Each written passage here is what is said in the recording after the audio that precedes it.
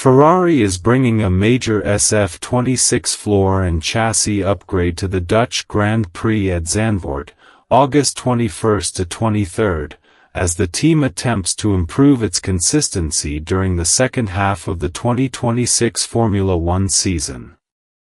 The package is described as a direct evolution of the Barcelona specification floor, with Ferrari focusing on extracting more performance from the underfloor and Venturi tunnels. The reason for the urgency is Ferrari's inconsistent performance between different circuits. In Austria, Charles Leclerc qualified second but finished 8th, while Lewis Hamilton took sprint pole but could not maintain the same race pace. At Silverstone, the picture changed completely. Hamilton took pole for the main race, while Leclerc went on to win. Ferrari has therefore shown strong peak performance but has struggled to reproduce the same balance consistently. The Zandvoort upgrade is designed to generate more downforce while controlling drag. A more efficient floor can improve rear stability during braking and corner entry while allowing Ferrari to run a stronger rear wing configuration without sacrificing excessive straight-line speed. That is particularly important at Zandvoort because the circuit combines banked corners, fast direction changes and high aerodynamic demands. The championship numbers make the development even more important for Hamilton. After 11 rounds, Kimi Antonelli leads Hamilton by 50 points, with Antonelli on 219 points and Hamilton on 169. Charles Leclerc is another 81 points behind Antonelli. Ferrari's next engine development is expected at Monza, not Zandvoort. The second ADU02 engine token is estimated to provide around 15 horsepower, potentially worth approximately 0.2 seconds per lap depending on circuit conditions.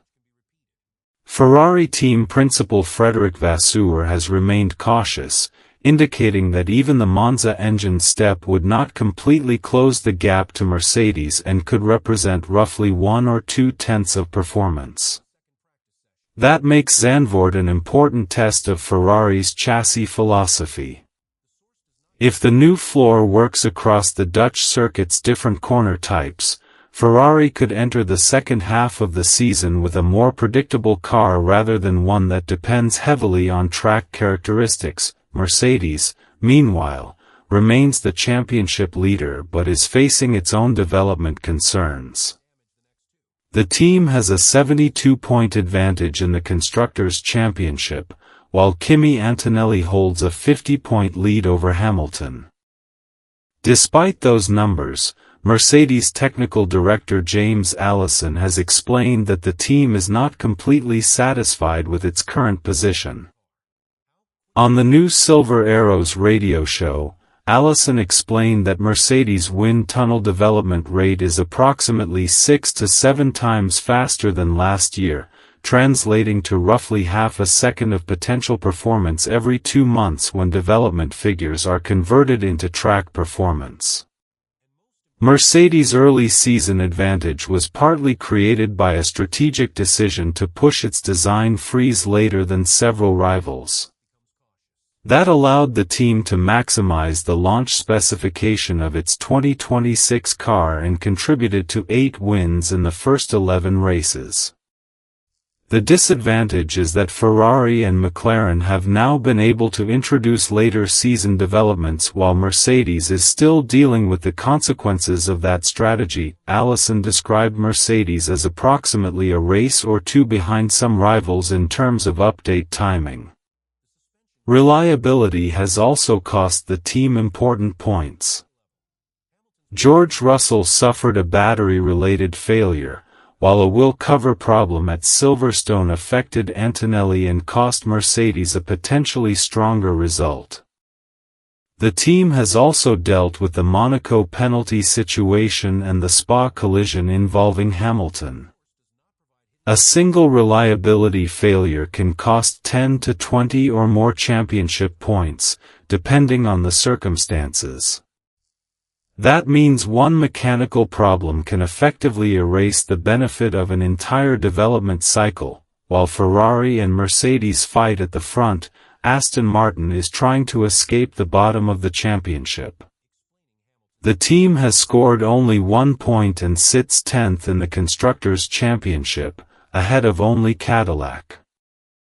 Honda is bringing its first major ADUO-funded engine upgrade of the year to Zandvoort for the RA626H power unit. Honda chief engineer Shintaro Orihara has outlined changes including a revised pre-chamber for faster combustion, a reworked piston shape and modifications to the lubrication system designed to reduce friction.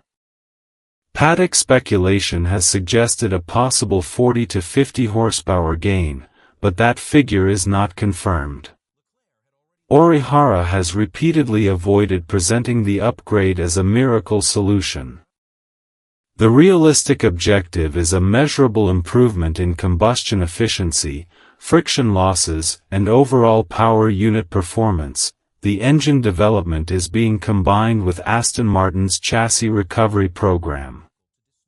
At the Hungarian Grand Prix, the team introduced a 16-part chassis update, representing a major development step associated with Adrian Newey. The package reduced Aston Martin's race pace deficit from more than 5 seconds per lap earlier in the season to approximately 2.03 seconds per lap in Hungary. More chassis developments are planned for Monza and Baku. Aston Martin's realistic target is not immediately to fight Ferrari or Mercedes, but to move into the midfield battle with racing bulls, Alpine and Audi, away from the circuit. Another major F1 story involves former Red Bull team principal Christian Horner. Horner, who left Red Bull in July 2025, is part of an investor consortium backed by MSP Sports Capital that is bidding for Otro Capital's 24% stake in Alpine. Renault owns the remaining 76% of Alpine and has a right of first refusal until September 2026. That deadline is therefore central to the potential transaction.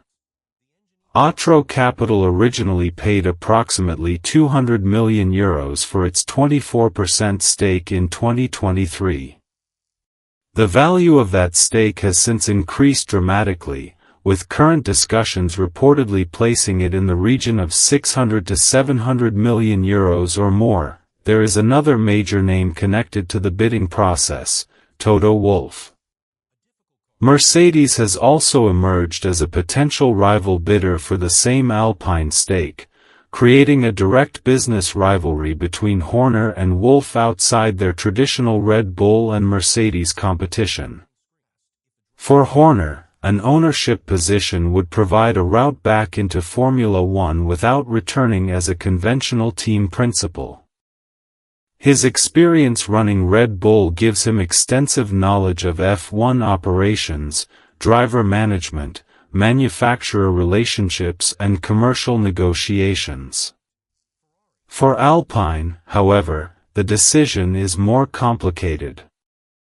The team is preparing for a Mercedes power unit relationship, so a potential Mercedes-linked ownership position could have strategic implications beyond the value of the stake itself. The Hamilton penalty storyline also needs to be separated from the word betrug, because there has been no confirmed FIA finding that Hamilton committed fraud or cheating.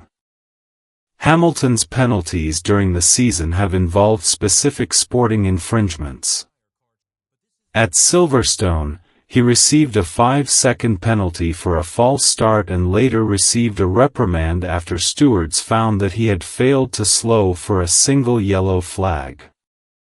At the Belgian Grand Prix, Hamilton received a 5-second penalty following first-lap contact with George Russell. Ferrari was separately fined €30,000 after an unsafe pit release resulted in Hamilton's car striking a mechanic. At the Hungarian Grand Prix, Hamilton received a 3-place grid penalty for impeding Oscar Piastri in qualifying. During the race, he was also given a 5-second penalty for pit lane speeding, after